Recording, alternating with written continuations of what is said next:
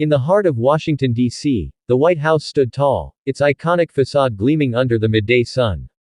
Inside, the atmosphere was tense as the press corps prepared for a highly anticipated briefing. The topic of the day was a controversial one: the deaths of white South African farmers, a subject that had ignited heated debates across social media and news outlets. As the press secretary, Sarah Mitchell, stepped up to the podium, she could feel the weight of the room's scrutiny. Reporters shuffled their notes, eager to challenge the administration's stance on the issue. Sarah had been briefed extensively on the matter, and she was determined to address the concerns without letting the narrative spiral out of control. "Good afternoon, everyone," she began, her voice steady. "Today, we're here to discuss the administration's position on the ongoing situation in South Africa, particularly regarding the safety of farmers in the region." A hand shot up from the back of the room. It belonged to Tom Reynolds, a veteran journalist known for his provocative questions. "Sarah, can you explain why the administration has been so silent on the alarming reports of violence against white farmers in South Africa? Many believe it's a humanitarian crisis that deserves more attention." Sarah took a deep breath, ready for the challenge. "Tom, we recognize the complexities of the situation in South Africa. However, it's important to understand that the violence affecting farmers is part of a broader context of land reform and socio-economic issues that have been ongoing for decades. Our focus is on promoting dialogue and supporting peaceful resolutions." Another reporter, Lisa Chen, interjected. "But isn't it true that the deaths of these farmers are being overlooked? Some argue that the media is biased against white victims in this narrative. How do you respond to that?"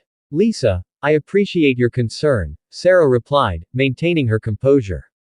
"The administration is committed to human rights for all individuals, regardless of their background.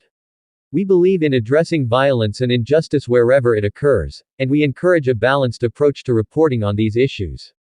The questions continued, each one more pointed than the last.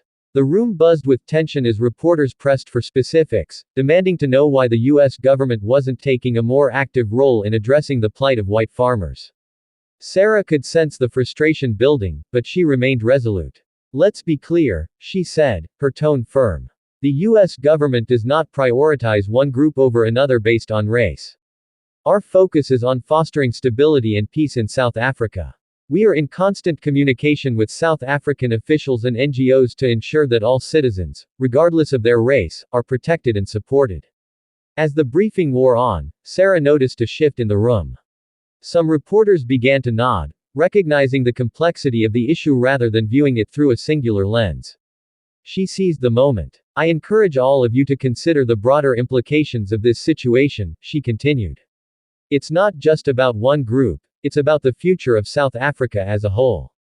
We must advocate for solutions that promote unity and healing, rather than division." The reporters, initially focused on sensational headlines, started to engage in a more nuanced discussion. They began to ask questions about potential solutions, about how the U.S. could assist in fostering dialogue and reconciliation. Thank you for watching.